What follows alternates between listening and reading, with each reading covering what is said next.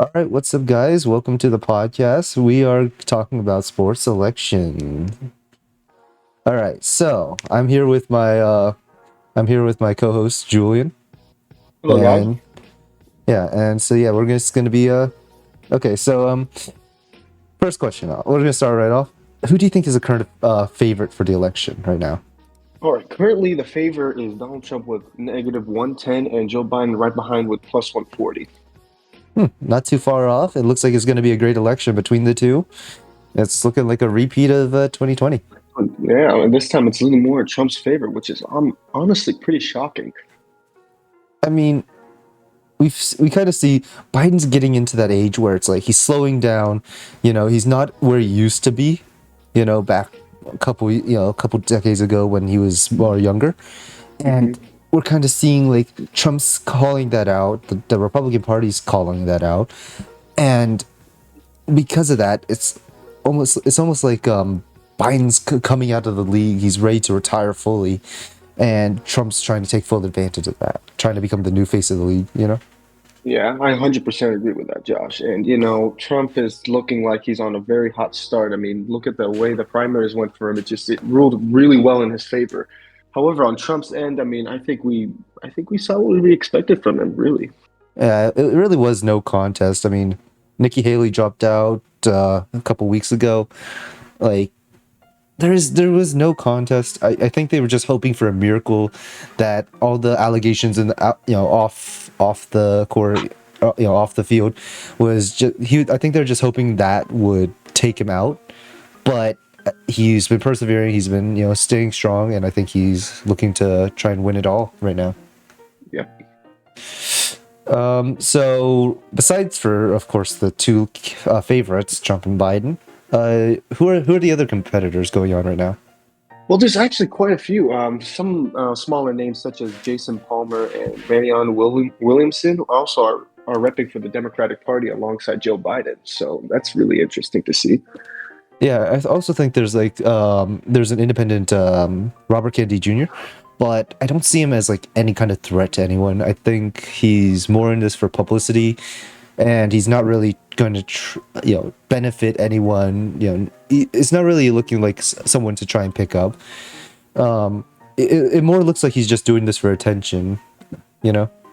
Yeah, 100%. And I also think that this is supposed to maybe give more people options besides, the two big, big, big time candidates like Trump and Biden. I think he's there basically to, say, hey, those aren't the only options you got. You got me. Yeah, but at the same time, it's not really he's not really doing much in terms of like lobbying. It's really just making noise, saying everything kind of wrong in the right way in a sense. Yeah, for More sure. to just like get all the media attention on him, to get the press talking about him. And I don't think he's playing this the correct way, but he's playing it the way he wants to. Hmm. For sure. All right, so overall, what do you think is the main thing that's preventing both contenders from winning president right now? For our sleeper picks, For the main two. for the main two, I think a lot of the things that's going to be harming Biden from the long run is his age and his longevity over time. I think that really just harmed him and his legacy, especially, and it's shown a lot throughout his presidency in the last 4 years. And then for Trump's end, I think what happened in his previous presidency with the insurrection and The documents well, yeah, case. the documents case, and then what happened with the presidential election. I just Yeah. think that left a bad sign on him, and it's going to be a little bit hard for him to recover from that. Yeah, I 100% agree.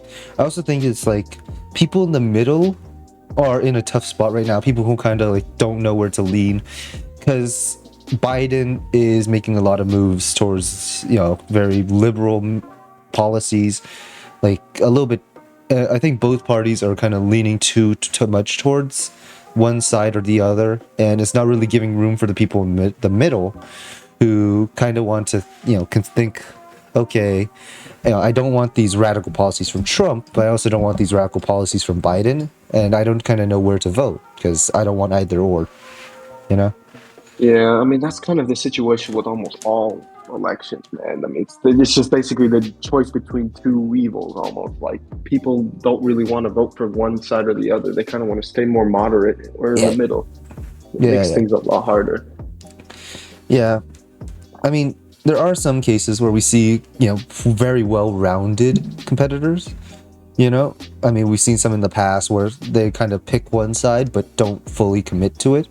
But Hmm. this is not the case. We have two polar opposite kind of, competitors, and it looks like, um, it just looks like you kind of have to pick a play style, kind of pick one way or the other, but you don't really get that in between area between Hmm. them.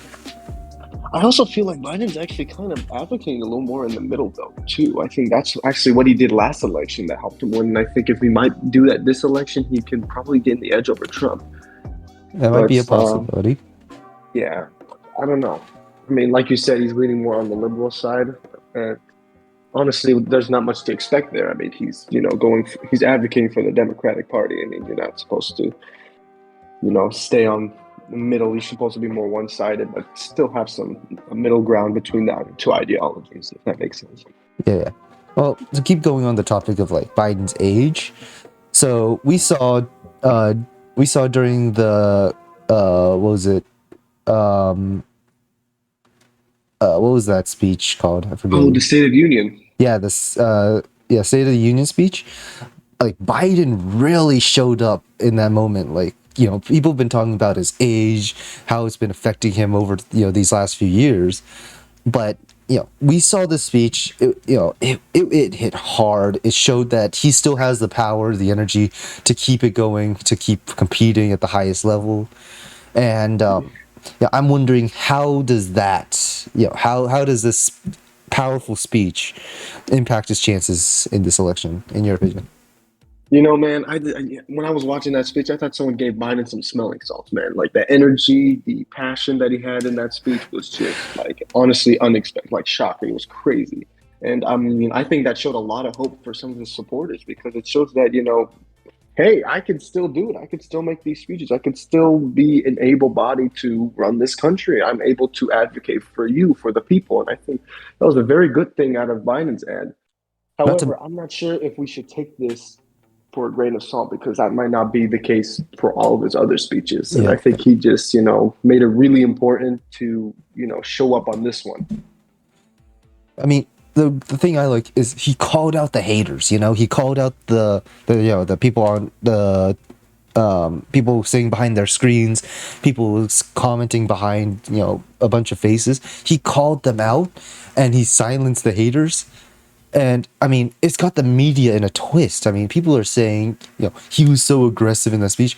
Like, he is stirring up the media right now because that speech was just so out of the blue and so powerful. No one, I don't think anyone was expecting it. I 100% agree. But I also think that we also got to realize that this is not going to be an everyday occasion. I mean, yeah, he showed this maybe a one time thing, but he's been showing to be very inconsistent in the past. And I am not really sure if he's going to be able to stay that consistent, high energetic candidate for the people. I'm not sure if he's going to be able to do that moving forward because, like you said, you only get older like in the next few years.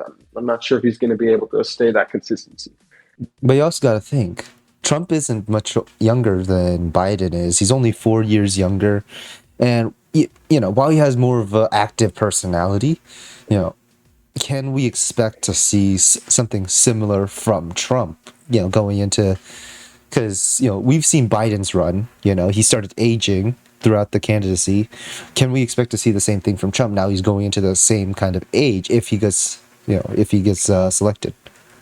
That's a great question. I'm not sure. I mean, from what we've seen so far, Trump has had no signs of slowing down, like rarely any signs. And it's like crazy how like, energetic and, passionate he Yeah. is in his like work. And I'm to be honest, I think it's gonna stay that way for a while. I think how with Biden's situation, since he was in the political system for a very long period of time, since his longevity is like insane.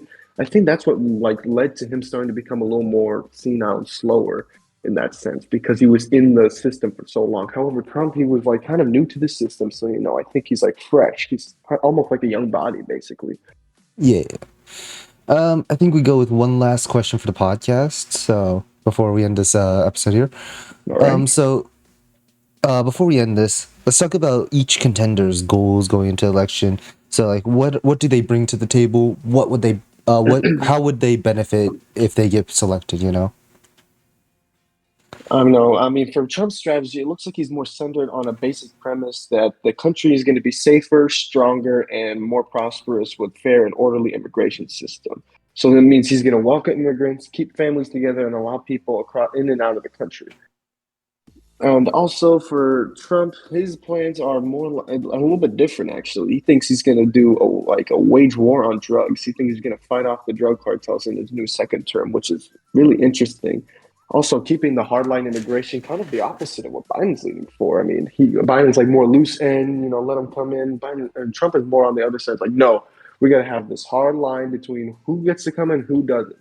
And Yeah, I yeah, mean, I think that's away a lot of voters, especially in more of the right-leaning states, which is, I think, pretty good for Trump, and also very good for Biden for because this is the immigration issue is a really big deal, and I think it has been for like the last 8 to 10 years. yeah, and especially right now because we see what's going on in Texas with the border. The Texas government tried to set up barricades and fencing, and Hmm. we see the U.S. government trying to take it down, and then we also saw the speeches that both Trump and Biden gave during those events, and I feel like that's a really good point on like what you said, like the immigration. I think that's going to be a major part in this election because of the events going on in Texas. People say the media making it sound like Texas might even leave the U.S. and secede, which is unlikely, but it's still a major deal. And I think the way that they address this is going to be a major thing for how the elections will go, like how they address these issues. Hmm. Um, Well, I think that's it for this today's podcast. So for everyone watching, make sure to follow and turn on notifications to make sure you're updated on every single podcast we do. This is Joshua, uh, And I'm Julian, and thank you very much for having me, Josh. of course, and have a nice day to everyone. Thank you guys so much for watching this podcast. Shout out to my friend Julian for helping me out with this. All the research was done by me, but he did a lot of improvisation along with myself to put the evidence together and make it sound nice for this podcast. Make sure to like and subscribe, follow for more content. And also, if you want, click this link to see me go to the gym with a suit on. So yeah, thank you for watching.